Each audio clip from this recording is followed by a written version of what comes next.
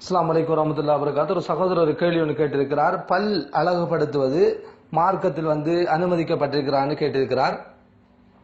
இந்த விடயத்தை பொறுத்தவரை இரண்டு விடயங்கள் இருக்கிறது. ஒன்று என்னவென்றால், ஒருவருக்கு பல்லு அசிங்கமான ஒரு தோட்டத்தில் இருக்கும், அல்லது பல்லு விழுந்திருக்கும், பல்லு இல்லாத ஒரு சூழல் இருக்கும்.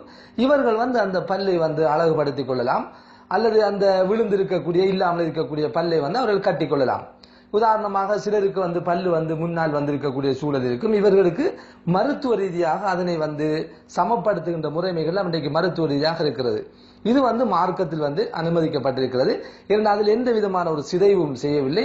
அது அல்லாஹு தஆலா ஒரு மனிதனுக்கு அழகை விரும்புகிறான். இன்னல்லாஹ ஜமீலுன் யுஹிப்புல் ஜமால, அல்லாஹ் அழகானவன், அழகை விரும்புகிறான். அந்த அடிப்படையில் நாங்கள் இருக்கின்ற அமைப்பில் ஒரு அழகை நாங்கள் அந்த பல்கடில் ஏற்படுத்துவதில் மார்க்கத்தில் எந்த ஒரு தடையும் கிடையாது. அது சில நேரங்களில் எங்களுக்கு முன்னால் அந்த பல் இருக்கக்கூடிய ஒரு சூழலை இல்லாமல் ஆக்கி ஒரு சிறந்த ஒரு வடிவத்துக்கு அது எடுக்கிறது. இது ஒரு விடயம். அதே போன்று பல்லை கட்டுவதை பொறுத்த வரைக்கும் நாங்கள் பார்க்கிறோம், ரசூல் ஸல்லல்லாஹு அலைஹி வஸல்லம் உடைய காலத்தில் கூட ஒரு சஹாபிக்கு தங்கத்திலான ஒரு பல்லை கட்டுவதற்கு நபி அவர்கள் அனுமதி கொடுத்திருக்கிறார்கள். அப்ப இதன் மூலம் எதனை புரிந்து கொள்கிறோம் என்றால், இந்த பற்கள் இப்படி சீரில்லாமல் இருந்தால் அதை சமப்படுத்த முடியும். அதே போன்று இப்படி பல்லை கட்டுவதற்கும் மார்க்கத்தில் அனுமதிக்கப்பட்டிருக்கிறது. இதே போன்று ஒருவருக்கு மூக்குடைந்த ஒருவருக்கு ரசூல் ஸல்லல்லாஹு அலைஹி வஸல்லம் அவர்கள் அந்த மூக்கை செயற்கையாக செய்து கொள்வதற்கும் அனுமதி வழங்கி இருக்கிறார்கள்.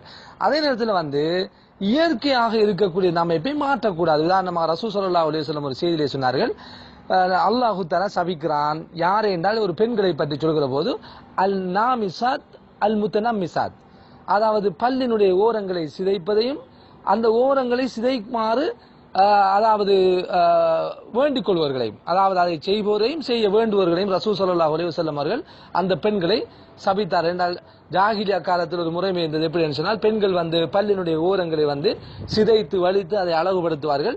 இது இயற்கை தன்மையை மாற்றுகின்ற ஒரு செயற்பாடு. இதற்கு மார்க்கத்தில் எந்த ஒரு அனுமதியும் கிடையாது. எனவே இந்த அடிப்படையில் அடிப்படையாக இருக்கின்ற அந்த பல்லை நாங்கள் சமப்படுத்துவதற்கும் அல்லது விழுந்து விட்ட ஒரு பல்லை கட்டிக்கொள்வதற்கும் மார்க்கத்தில்